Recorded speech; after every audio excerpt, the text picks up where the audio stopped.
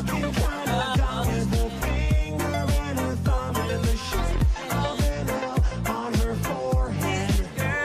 Well, the years start coming and the old start coming. Fed to the rules and I hit the ground running. Didn't make sense not to live for fun. Your brain gets smart but your head gets dumb. So much to do, so much to see, so much wrong with taking the back streets. You'll never know if you don't go. You'll never shine if you don't glow.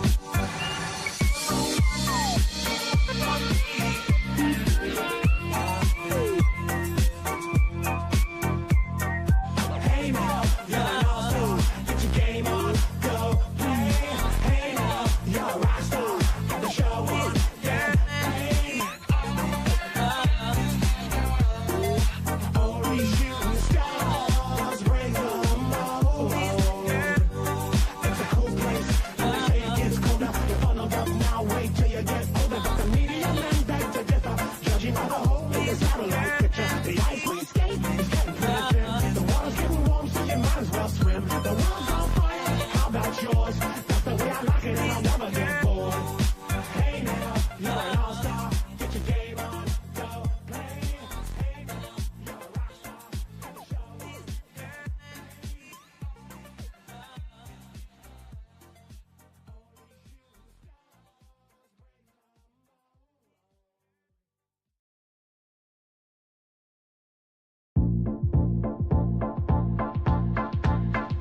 Somebody once told me the world is gonna roll me. I ain't the sharpest tool in the shed. She was looking kinda dumb with a finger and a thumb in the shape of an L on her forehead. Well, the years start coming and the old start coming. Fed to the rules and I hit the ground running. Didn't make sense not to live for fun. Your brain gets smart but your head gets dumb. So much to do, so much to see, so much wrong with taking the back streets. You'll never know if you don't go. You'll never shine if you don't glow.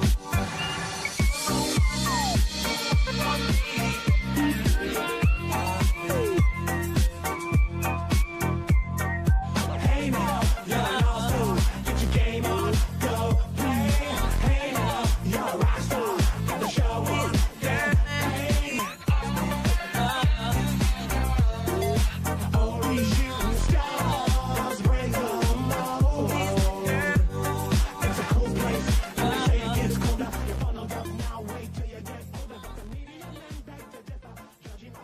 the satellite picture. The ice we skate is getting pretty thin. The water's getting warm, so you might as well swim. The world's on fire. How about yours? That's the way I like it, and I'll never get bored.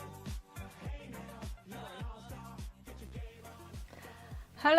Hello and welcome to our caravan on this beautiful Sunday evening. It's still dry. We've had a bit of a windy and wet weather here in North Devon this week. It's been like a change of season really, like going back to autumn or early spring. Anyway, we've survived, our campers survived, no damage and no blown tents and nothing dramatic, luckily. So let me know if you are with me, if you are watching on 16th of July. 16th of July already, it's hard to believe. I was sorting my summer clothes yesterday, can you imagine? Only yesterday I started to look at my summer dresses. I didn't even have time to wear them and it's almost August. Anyway, hopefully there are some good days on the horizon, some sunny, warm weather for us all.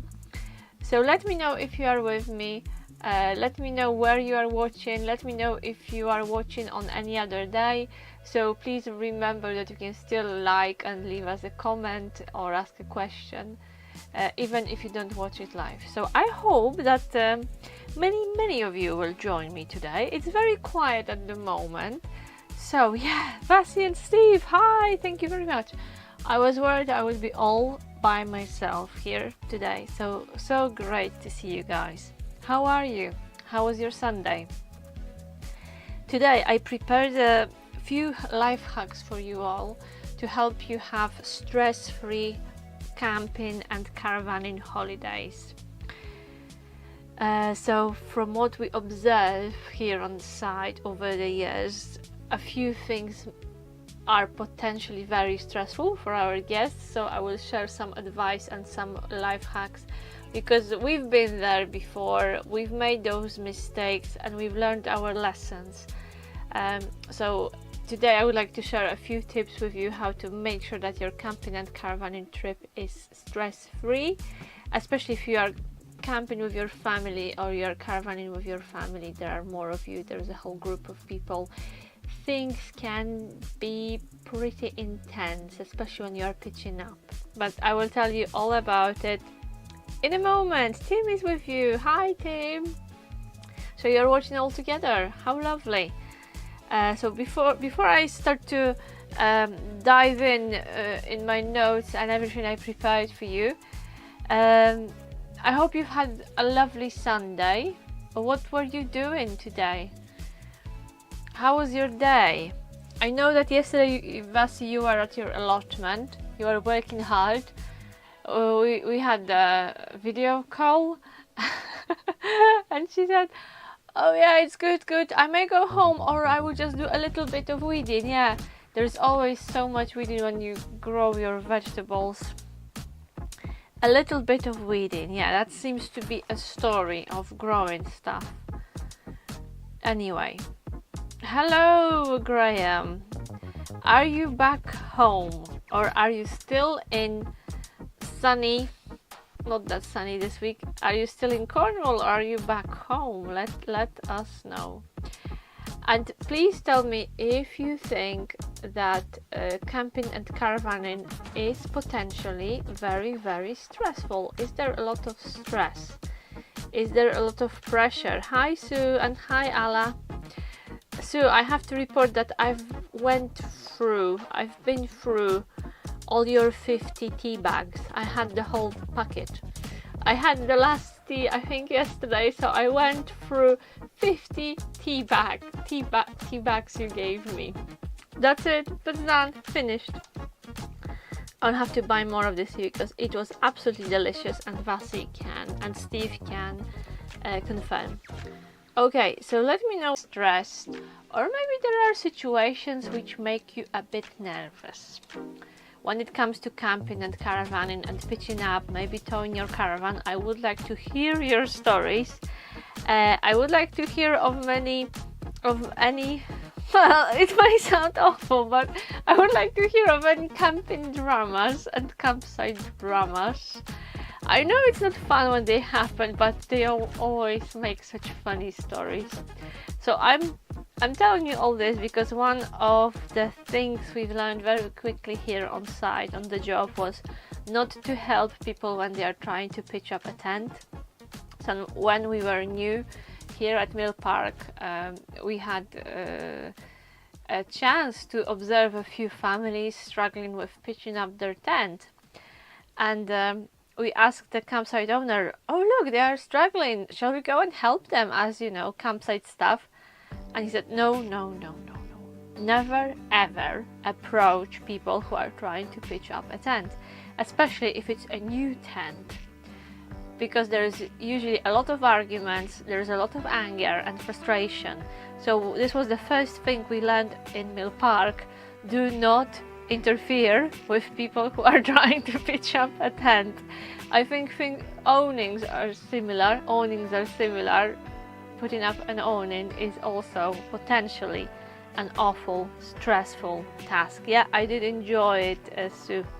Graham, we are back home now, caught up with the garden. Stress on holiday with an awning. Okay.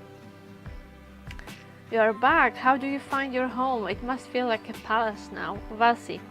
Question from Tim. How do you survive being in a night people holiday caravan with most of people snoring? Well, it's very easy, Tim. You buy yourself earplugs. This is a common thing when you go camping and caravanning. You need your earplugs. So the awning is a problem. Graham has no patience and everything is my fault. Well, that's a standard story. Yeah. Oh, yeah. That's why we opted for a small porch awning now. It's much easier to manage. But well, we pitch ours on in spring, and we leave it for the season. We don't pack it up. Anyway, I'm sure you want to hear my tips, so I think I have 7. So my first tip to make sure your family camping and caravanning holiday is stress-free and it is enjoyable and everyone is happy. I would say choose your site carefully and do your research. Make sure that the site is good for all family members, that there is something to do for everyone. So obviously if you're coming with kids, make sure there is something to do there for them. There is a playground or a pool, local walks, beach. Make sure you don't end up in a field in the middle of nowhere, because there are so many campsites and so many plain fields which call themselves campsite. So be careful and check beforehand. If you are after fishing or walking, or maybe you want to have a pub nearby or a beach, make sure it is there. Of course it's horrible and it's not easy to find a perfect site. You will not find the perfect site, but find a site which ticks at least some of your boxes and some of your non-negotiables.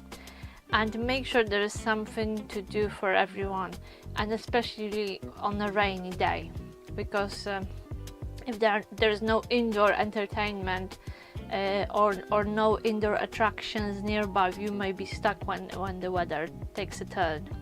Sue, I must admit I did miss my home comforts. What did you miss the most, Sue?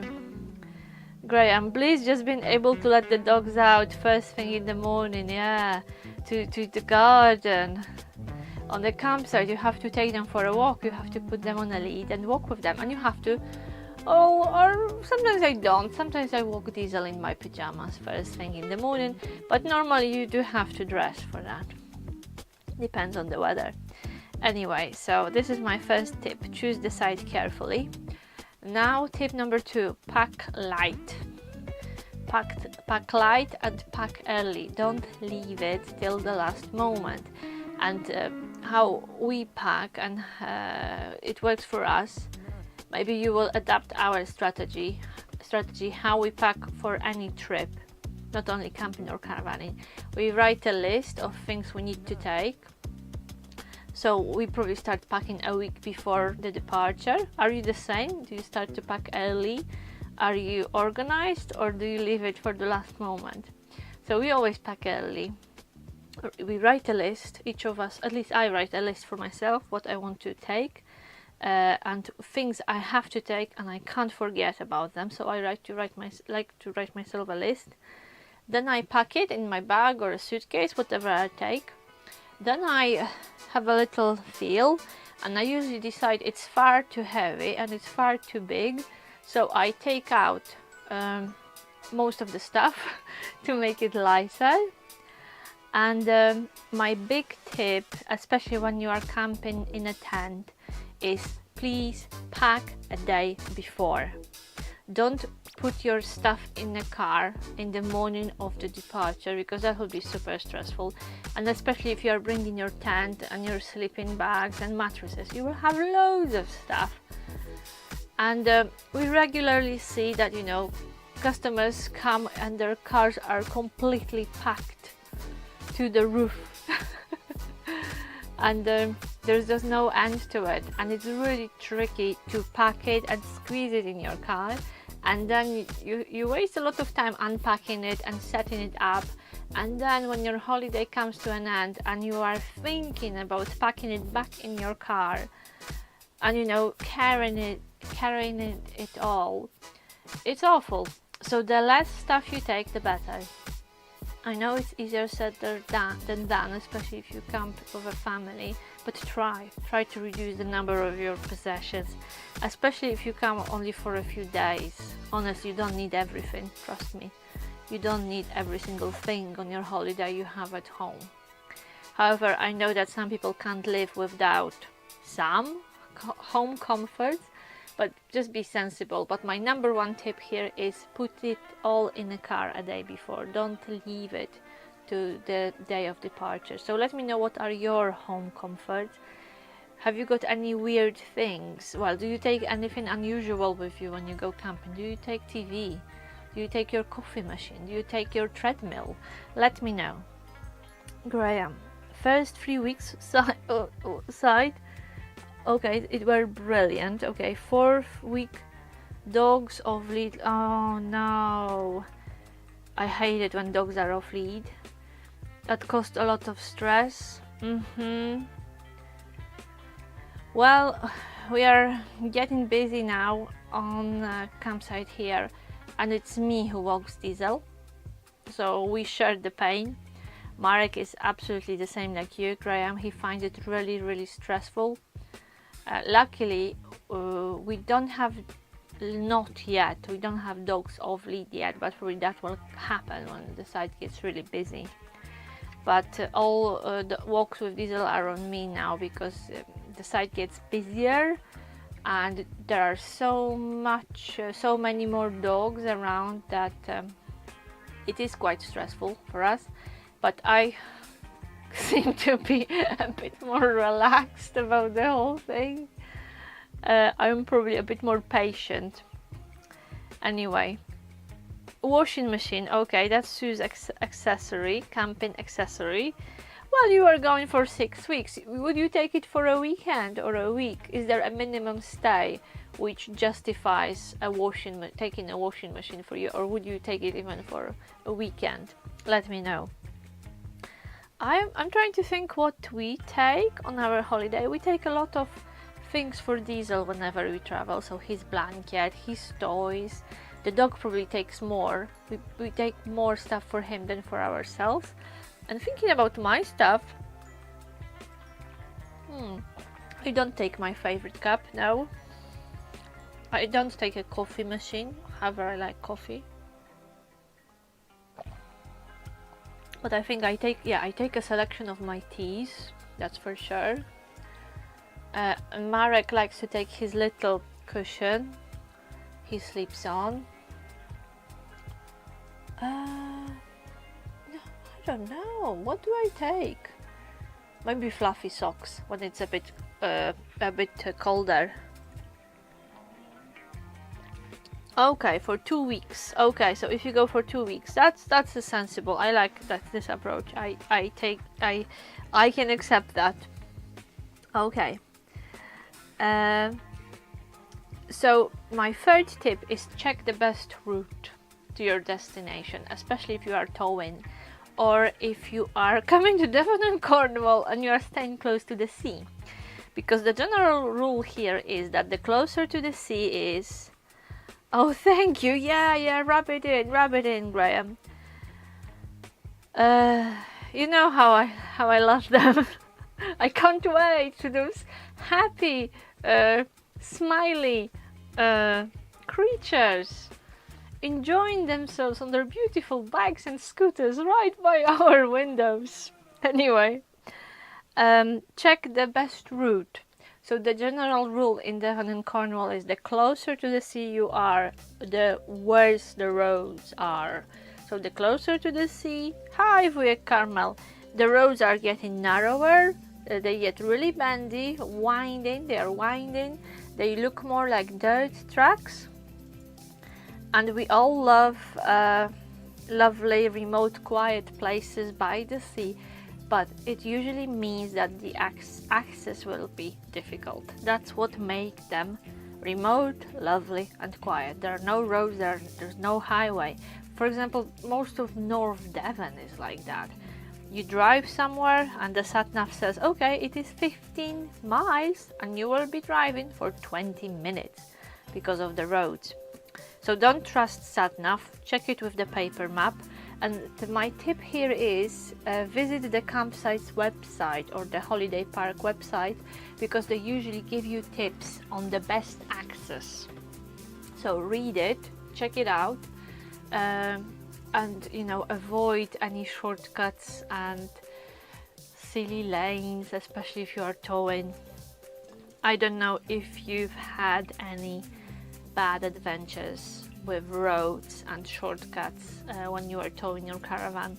A few years ago we met a couple who were trying to come here to Mill Park, and there was a car accident. They were trying to avoid the highway and they ended up on such a narrow lane that when the tractor came from the other side with a trailer, and or there was a situation that when they had to reverse with a caravan and they ended up unlocking, you know, they had to unhitch the caravan and use a mover to reverse their van. They were not able to reverse on the road where they were, so they had to put it all apart and move the caravan separately. So that had to be quite an adventure. Steve takes his top cafeteria, is that called? Ah, it's very heavy and clunky. I don't think I saw it. Diesel is sleeping on his bed on the other side of the caravan, but he is okay. He seems a bit more sleepy recently. Maybe it's the crazy changes of the weather, because we went from extreme heat to rain and wind. So he's lounging, but he's absolutely fine. Yes, so beat the traffic. My tip number 4, beat the traffic. So usually all campsites have similar check-in and departure times. So you can usually check in at midday, from anything from 1 o'clock till 3 o'clock.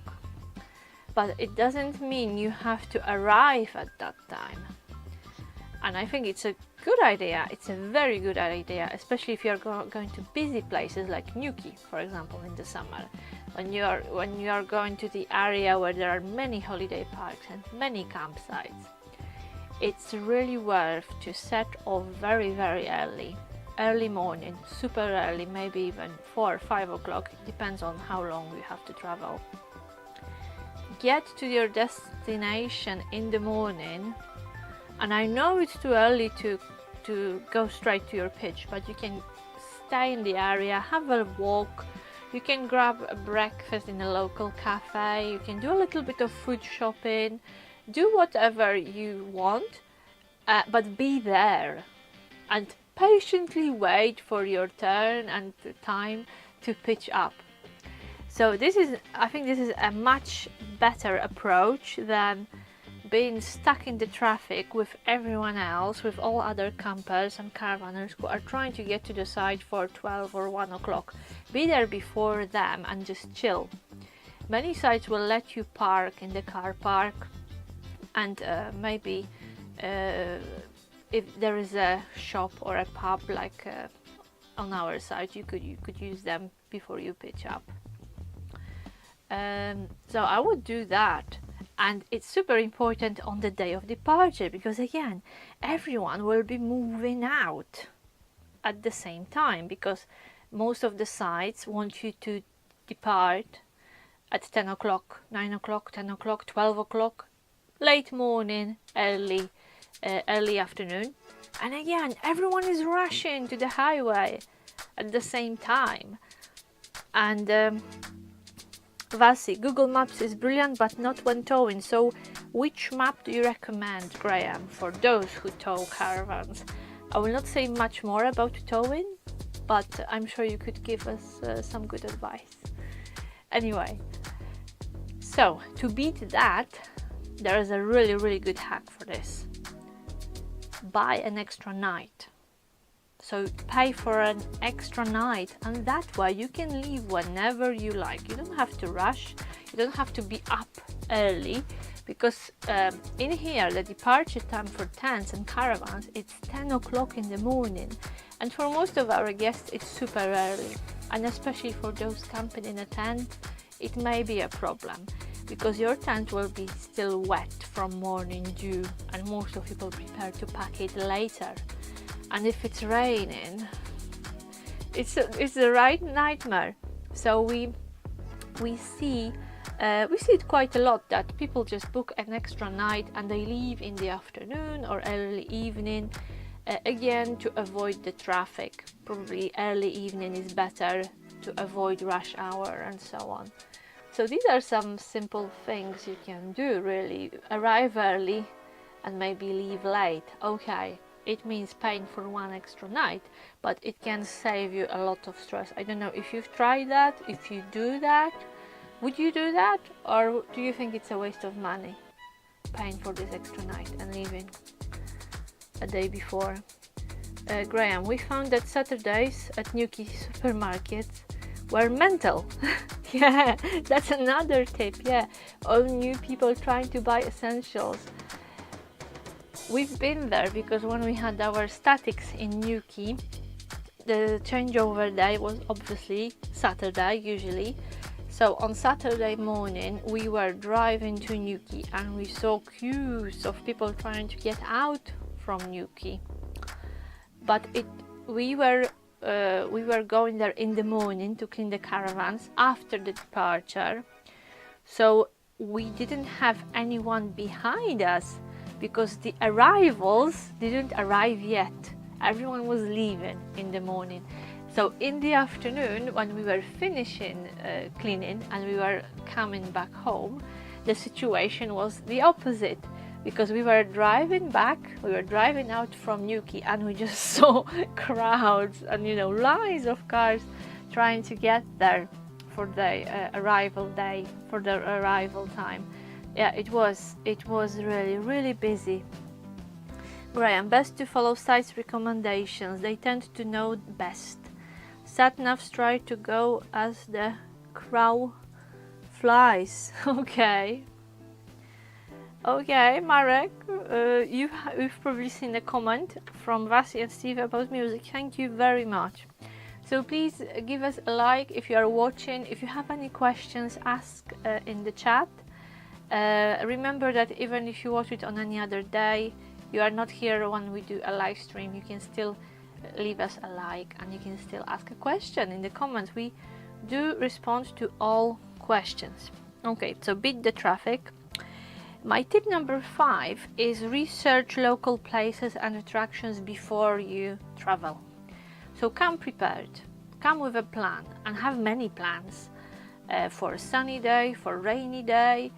Try to find some attractions which are free, because especially for families, those things add up so quickly. A day out for a family these days, it's a lot of money. So maybe plan 1 or 2. I would say, well, it depends on your budget. If you can splash, you know, take your family out for paid attraction every day, brilliant. But if you're trying to save money, choose attractions which don't cost you anything. So Google and research beforehand. Again, maybe ask on Facebook groups. I see loads of people do that, or they ask about a specific campsite and for recommendation what to do in the area. So we try to prepare it for our campus at Mill Park. We publish a lot of ideas what to do in the local area on our Mill Park campsite profile on Facebook, and I hope that other sites do the same. But if they don't, just use Google or read the reviews for the site, because very often people who visited the site, they will write in the review what they did in the area, which places they recommend to eat out, and so on. So you always get someone trying to turn up early, of course. And well, there is nothing. Is there something wrong with it? Well, when the site is super busy, it is a problem. I wouldn't recommend it in the high season. But when sites are quiet, it's not a problem if someone turns up early for the pitch. It's different with glamping and static caravans, yurts, glam pods, meltdowns, because if there is a changeover, they will not let you in early unless the unit is being cleaned. Anyway, so research your attractions, research places to visit before you arrive, so you don't have to waste time when you are on a campsite or in a holiday park. You don't have to waste time for doing research and scratching your head thinking, oh, what do we do today? So have a plan. Also, usually at the reception there are leaflets of local attractions, but most of them are paid. They are there to promote businesses. Those leaflets are promoted, are produced, and they are left there by businesses which want to get your money, basically. So most of these attractions from leaflets are paid and quite expensive. Okie doke. Have a plan for a rainy day. I think that's something I don't have to explain. Have a plan for a rainy day. And my final tip for having a stress-free holiday, ladies and gents, is arrive with open mind and let it be. Because I think that often people come with some expectations. They are so pumped up. Oh, now we will have a perfect holiday and we'll have a lovely family time. And when things starts to go wrong, for example, the weather is bad, they are struggling with the tent. By the way, another tip, pitch it up in your garden or in your living room before you arrive. Don't do the first pitch up on the pitch. And I see loads of photos on Facebook of very clever families who bought a new tent and they practiced pitching it up in their garden or in their living room. It's great fun as well. I think this is a genius idea. So arrive with an open mind. No, you don't have to have a perfect holiday. Not everything will go to plan, but just let it be. Don't have, I think I would arrive with no expectations, really. Just do not expect anything and be grateful for everything. That would be my tip. So it is okay if your teenagers want to sleep till noon, fine, let them.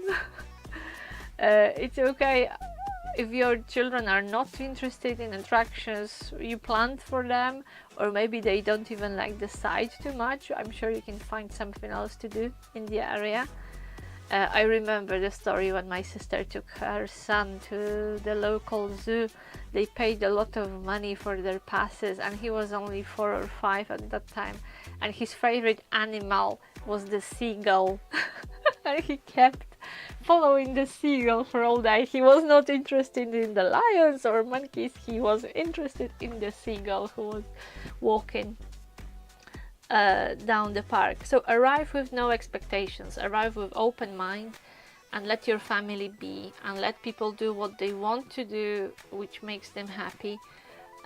Because I think especially for families, very often this holiday and being in a small space together, whether it's a tent or a caravan, people are not used to it in general, and it may be difficult, it may be stressful, it may not be what you expected, basically. So don't be too hard on yourself. Try your best, but if things go wrong and maybe there are some arguments or meltdowns, I don't know, just have a glass of something nice and put your feet up and try to enjoy yourself. So that would be my final tip. Try to enjoy yourself and don't be too hard on yourself. Cheers. Graham, National Trust car parks can save a fortune. Yes, that's a really good tip. Private car parks can be very expensive. I agree. £7. Yeah, that's another reason to get a National Trust pass, annual pass, because you can not only visit the sites, you can park in their car parks, and there are so many of them. I remember once we had to go to the Polish embassy in London, and that's what we did with Marek. We parked in the National Trust property on the outskirts of London, and then we used public transport to get to the embassy. Okay, ladies and gents, my coffee is cold. I talked too much.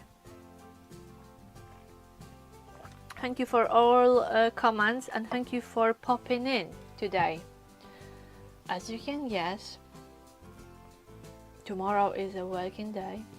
Today was a working day, so I will love you and leave you and probably hit the bed soon. Thank you very much for all the tips. If you have more ideas how to avoid stress during your camping and caravanning holidays, if you think of more, put them in the comments under this live for others to benefit. I hope you liked my ideas and that you will find them useful. Did you learn something new today? Did you learn something you never thought of? Thank you very much. Have a lovely week. Most of you start a week tomorrow. We are at the end of our week, so we are looking forward to our, not a weekend, we have a weekend day now in the summer, so we've gone from 2 days off to one and a half. So we are looking forward to our days off with Marek. Thank you very much. Have a good week and see you during the next live next Sunday. Take care. Bye bye.